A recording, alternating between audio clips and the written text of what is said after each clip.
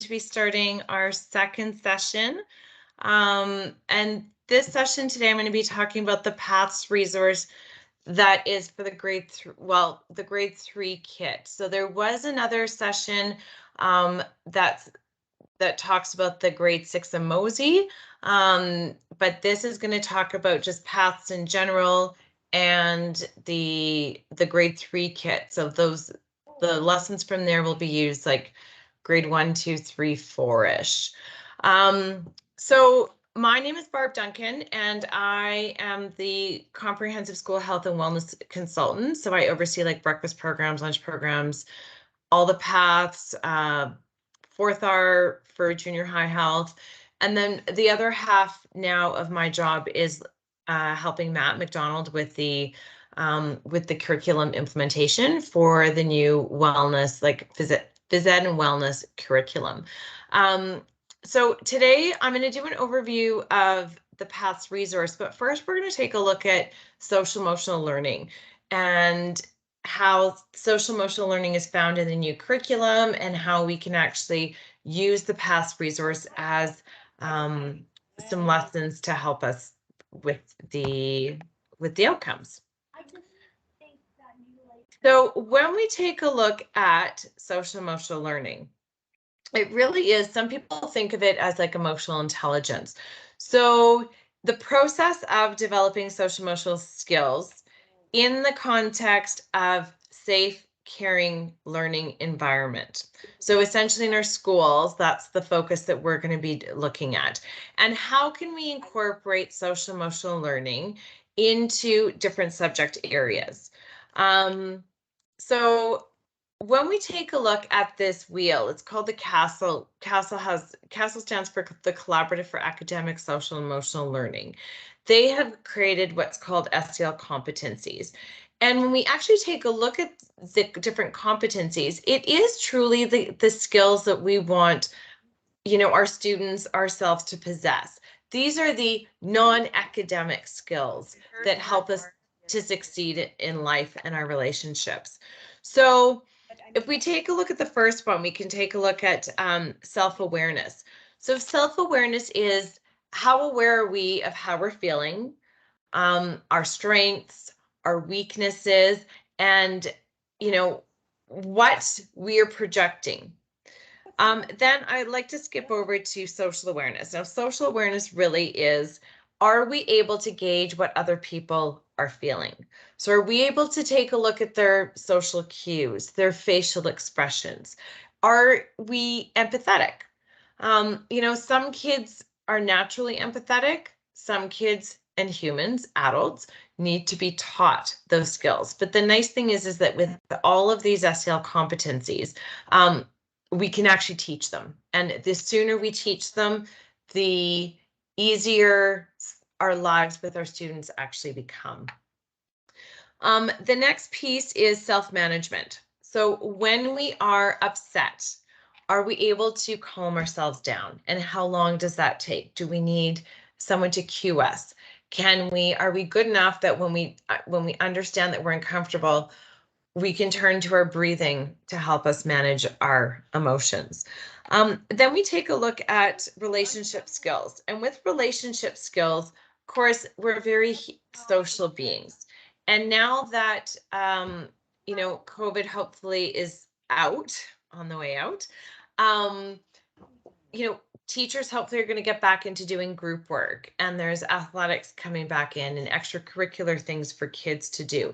And so it's really critical for kids to be able to be team players, to be able to, manage communicating with others and have those positive interactions. And then the last, part of this puzzle is responsible decision making. So are we able to make positive decisions? Can we look at making decisions that's a win-win? Are we making healthy decisions for ourselves? So that is essentially the SEL competencies. And if you actually would like more information about CASEL and the competencies, I have a little blurb called, there's the little website casel.org. And that one you can go on there and it has a plethora of different information on SEL, SEL in schools, SEL at home. You can even take a sort of a self-reflection tool to see how your own SEL competencies are faring. So why teach SEL skills?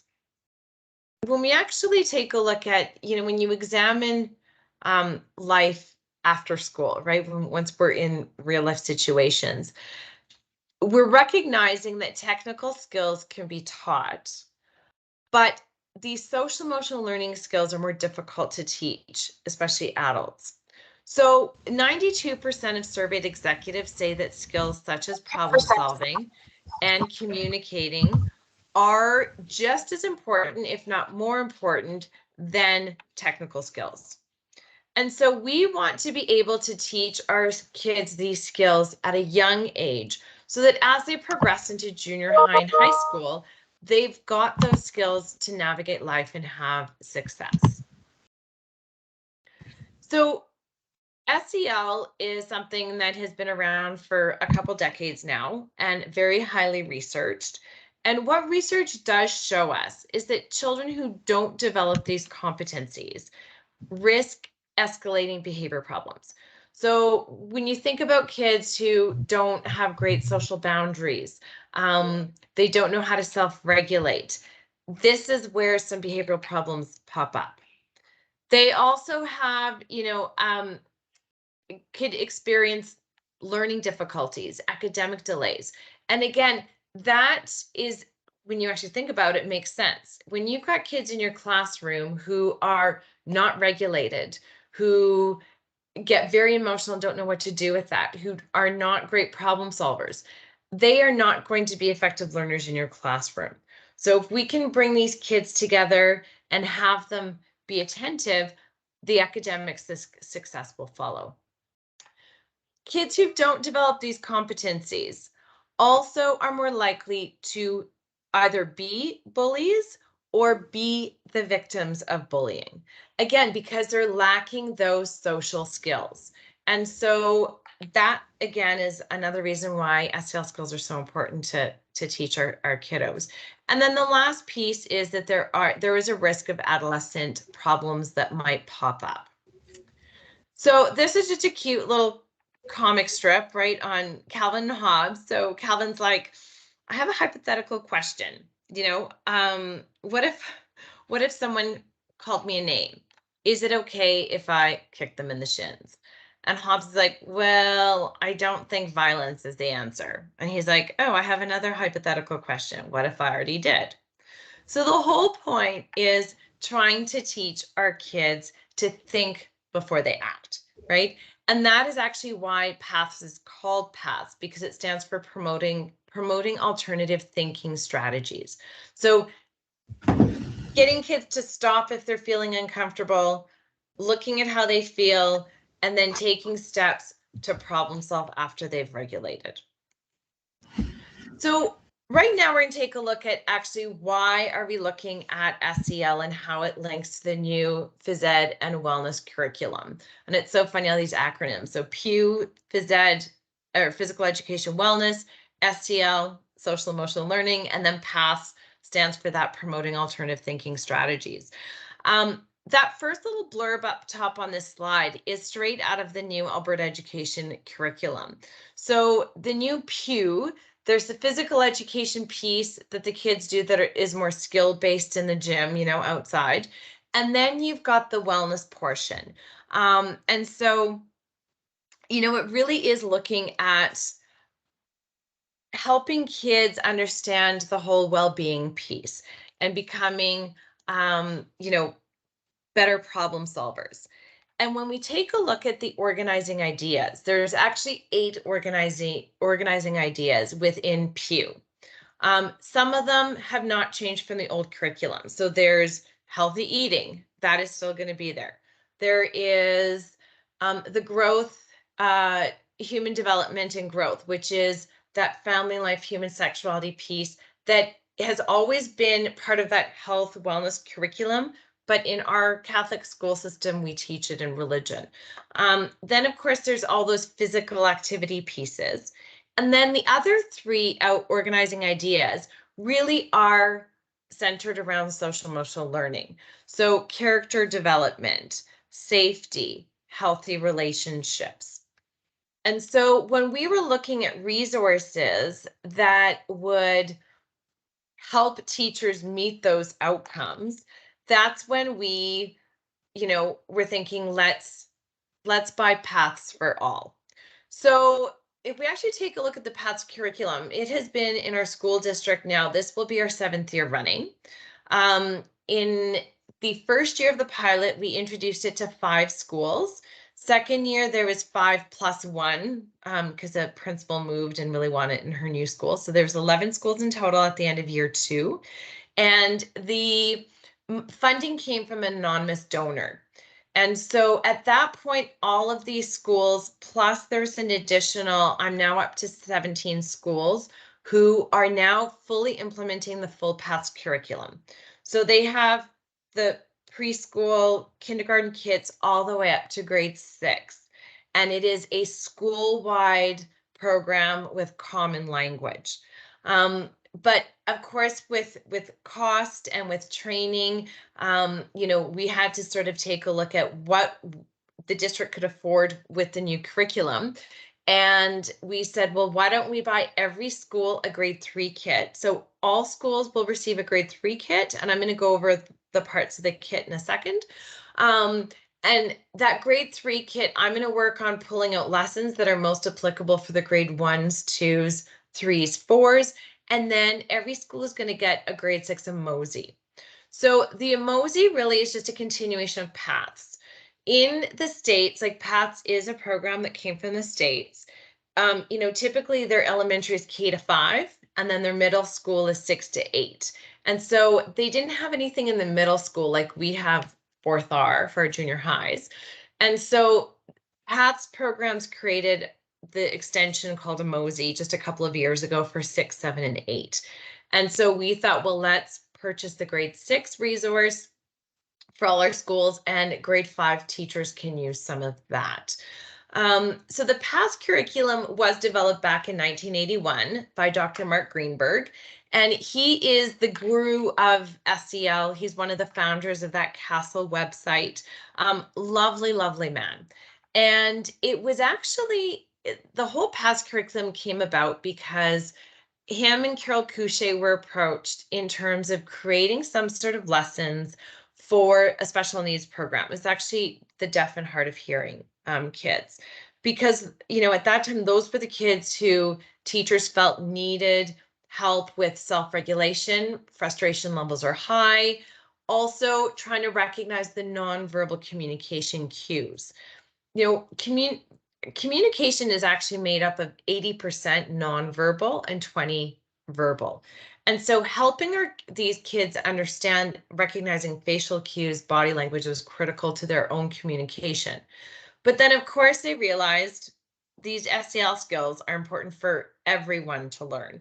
And so that's why the program ended up expanding from pre-K to grade 6, used all over the world, has won many, many awards.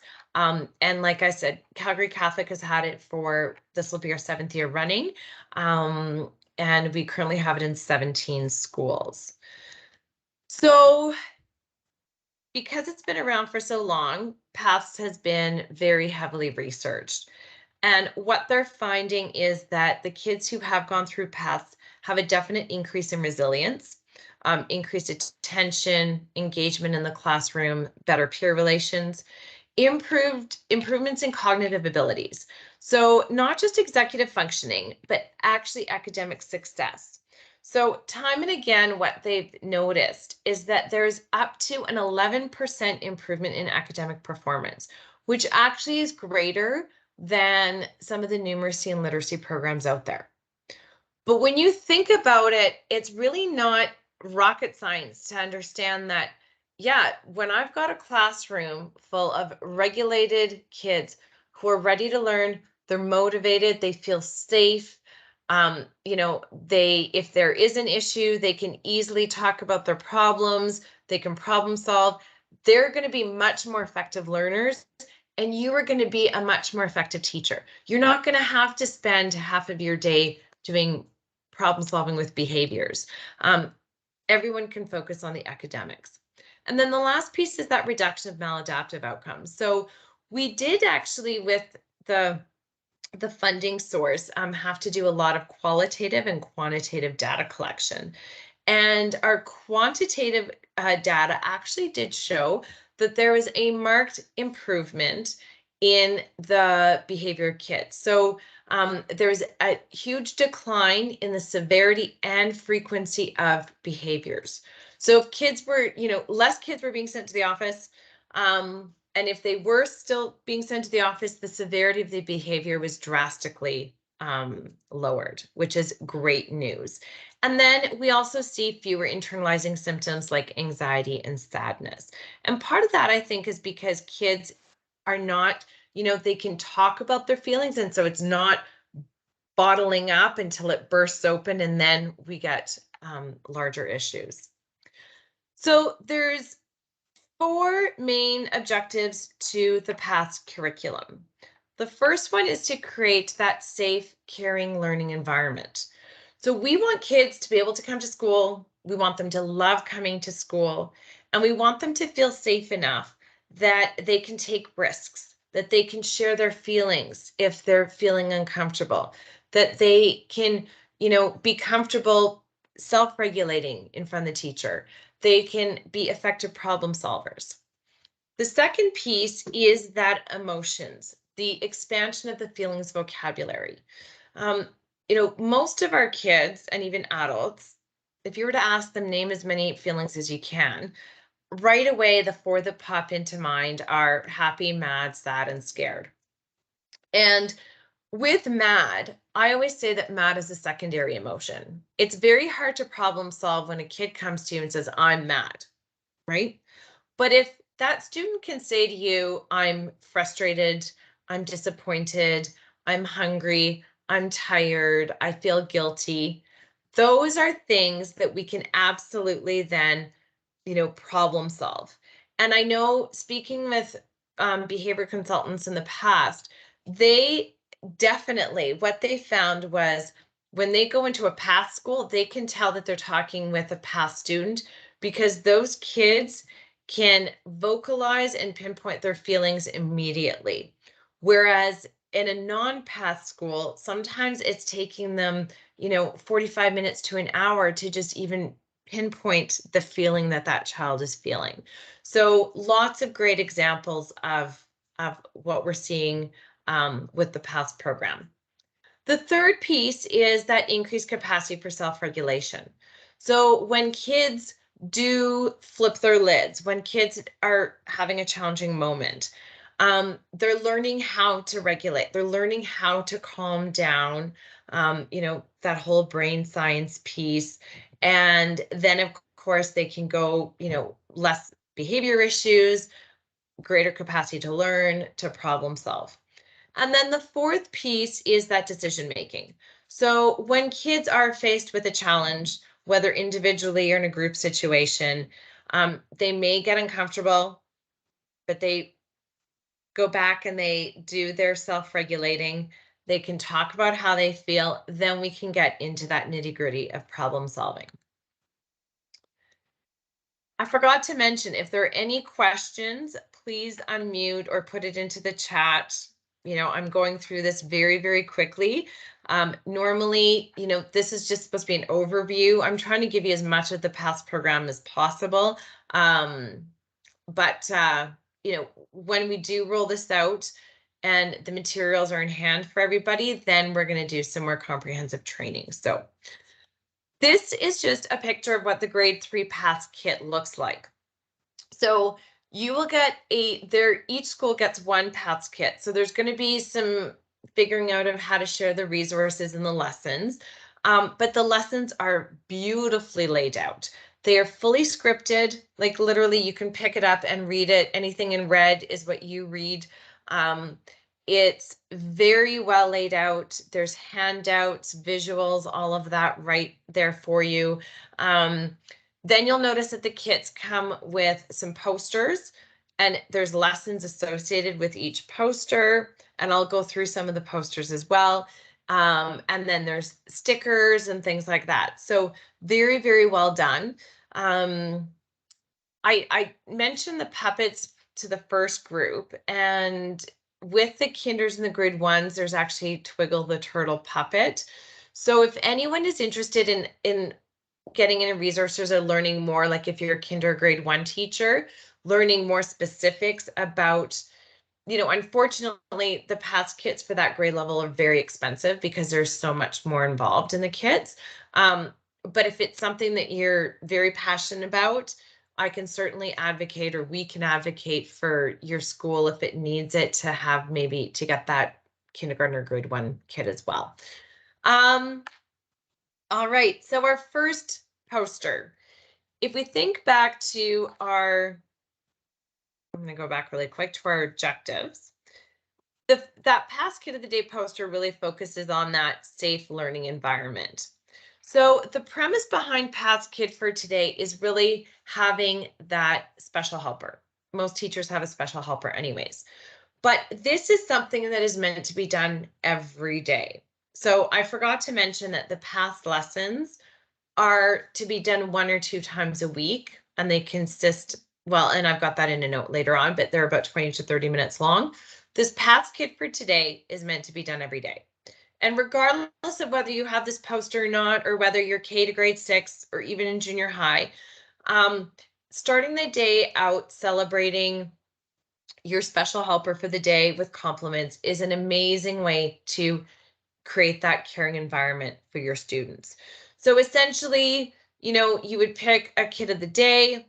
That kid gets to wear a special identifier during the day. Could be a sticker, a bedazzled lanyard, whatever it is, so that everyone in the school recognizes that that child is the special person for the day. Then we get into the complimenting. So this whole activity should take no more than 5 minutes.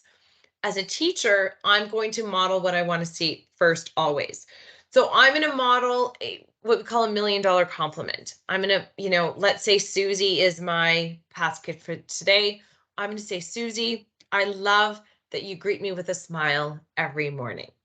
And as we do the complimenting, I'm going to make eye contact with Susie. And when she receives the compliment, she's going to say thank you. So we're starting to teach our kids, manners as well. Okay. So I'm going to write my model compliment down on the page, and there's a template. Then Susie, as past kid of the day, is going to pick 3 friends, and they are going to compliment her as well, getting really deep into her character. And what that does is it positively reinforces the positive behaviors that we want to see. So those compliments are written down. We say the thank yous, and then the child, the past kid for today, then compliments themselves. So we're recognizing the strengths and the gifts that God has given us. And so it's not about being boastful, it's about being proud of who we are. And then that compliment sheet goes home, and that kid is your special helper for the day. Pardon me. So that's past kid for today. The next piece is the feelings vocabulary. So we mentioned that as one of the curriculum objectives, and I spoke about how, mad is a secondary emotion. We also want to recognize, and this is key, PATS has very specific language. So we say that all feelings are okay. And again, there's lessons associated with all of these. In fact, there's lessons associated with all of these 44 feelings throughout K to 6. And what you'll notice is that the feelings that are yellow are what we call comfortable feelings. So we don't say, oh, are you feeling good or bad? We say, are you feeling comfortable or uncomfortable? Because everybody has bad days, right? So we don't want to say, are you feeling good or bad? It's okay to feel bad. Are you feeling comfortable or uncomfortable? So then the blue feelings are the uncomfortable feelings. And then the little white person in the middle is private. So it's either I'm not quite sure how I feel, or I'm not quite ready to share. In the PATS kits, there are this feelings poster, but it also comes with feelings faces. And I will put all of the feelings faces templates in the EPD site. It's actually already on my current health and comprehensive school health EPD site, where you can download them, create little class sets of the feelings faces, and it works wonders. And I could go on and on about how to use the feelings faces in your classroom, but again, this is supposed to be just an overarching sort of session on the resource. So if you're interested, please email me. I will give you loads more of information on this. The next piece was that self-regulation. And so in the younger grades, in kindergarten and grade 1, self-regulation is taught through the use of this turtle puppet and storybooks. And so the kids learn to do turtle, where they, hands to self, because it's not out here punching anybody. It's here very self-soothing, taking some deep breaths, and then calming ourselves down. In the older grades, of course, you're not going to get, grade 4, 5, 6 kids to do this turtle. But again, crossing their arms is very intentional. And practicing the breathing. So they can do the finger breathing, they can do box breathing. But the key for teaching self-regulation is that the kids practice the breathing while they are regulated. It's impossible to teach a kid something new when they're having a challenging moment, right?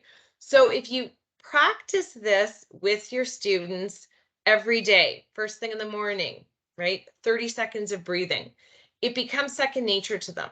So that when they do feel moments of anxiety, uncomfortableness, when they're nervous before a PAT test or before a swim meet or whatever it might be, they've got this in the back of my mind. Okay, I just need to breathe.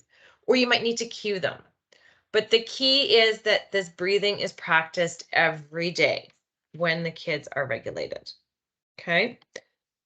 The last piece of that PATS puzzle was the problem solving. And so in the grade 3 kit, we have this 3-step problem solving poster. And again, lessons associated with all of these role plays, problem solving meetings where kids get a lot of opportunity to practice. And so it really does, is a poster, I should say, to the turtle poster that we saw earlier. The key in this one, though, is stopping, taking a breath, talking about how you feel, and identifying the problem, but then actually making a plan and following through. And that go piece is actually really important. So, if you've got a kid who works through these problems, or the control signals poster, checking in with them at the end and going, okay, how did your plan work? That is where the key learning comes from, because that's when they evaluate and go, okay, did my plan work or did it not? And if it did work, great, I'm going to use that plan again the next time. But if it didn't work, what could I have done differently? And what are some other solutions?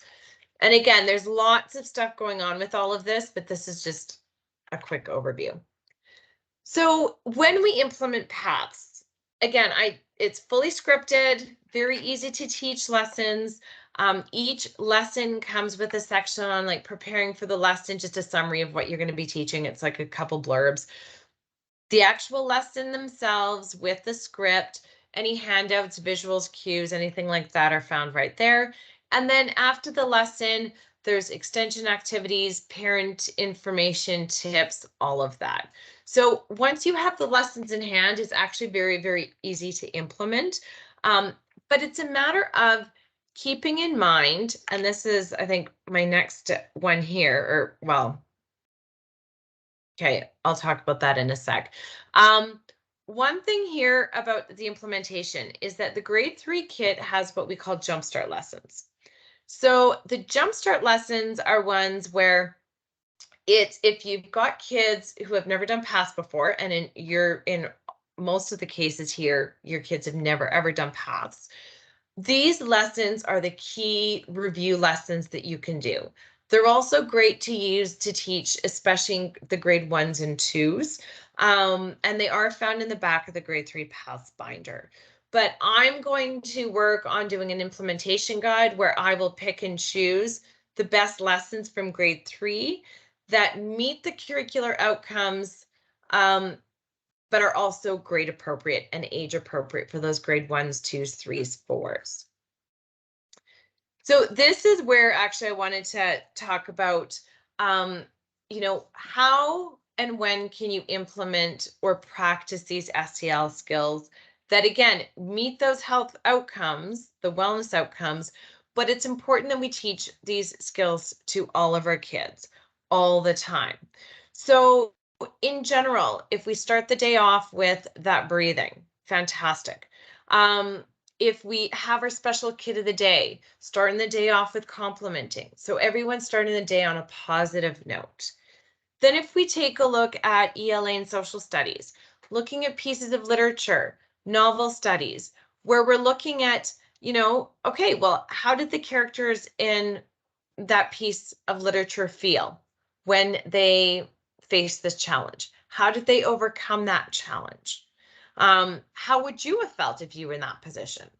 So bringing that awareness to the feelings expression, talking about experiences, resiliency, hope, math and science, problem solving, group work, very natural fit there. Religion and wellness, again, obviously lots of curricular links there. And then in phys ed and athletics, right, recess time as well. All these SEL skills are beautiful in that, talking about taking turns and fair play and the self-regulation piece and the problem solving. So when you actually stop to think about how you can weave in and integrate SEL skills and PATH skills and wellness into your day, it's actually easier than we think. So in terms of supports from our team, there is that new curriculum EPD site, and under the physical education wellness, I'm going to be putting in loads of information in there in the next few weeks specific to paths as well. So I'm going to be creating lesson guides per grade, again, things that are most applicable. We're going to be doing a curricular alignment document. I already have those documents with the paths program to the current health curriculum. So if anyone is desperate to see the old curriculum and how it aligns to paths, shoot me an email, I'll send you that. And then, yeah, so I'm going to be putting up loads of things we're going to create a path sort of folder within that EPD site. So please look for that. But also, please contact me, shoot me an email. I try to get back to people very, very quickly. I'm happy to share like loads of information. I have so many handouts because, I've been part of the implementation piece and as the master trainer for the district for paths for now, this is my 7th year going. So I know this was a very quick run through, but hopefully it gives you an overview of what paths is about, the importance of social emotional learning and how it connects to the new wellness curriculum and how we can actually use this amazing program to really kill two birds with one stone, right? You're teaching your students great SEL skills while also meeting some of the learning outcomes for the new curriculum. And to top it all off, what we found with teachers is, of course, we learn as we teach. So teachers, like your own SEL competencies are going to improve as you're teaching the material. So I think we are like out of time. I apologize if I went over a little bit. If there are any questions, please put them into the chat or unmute. Or if you'd like, give me a call, email me. I'm here. And just we will work on how to get the resources out to you, how to figure out things like posters and all of that in the weeks ahead. And it's going to be a steep learning curve for us all, but I know, having seen the amazing results that we've had in the district so far with paths, teachers love teaching it, kids love doing the paths lessons because it's non-academic and it's fun, but of course they love it. So on that note, I will let everyone go and have a lovely afternoon. And thank you again. And I'm sure we will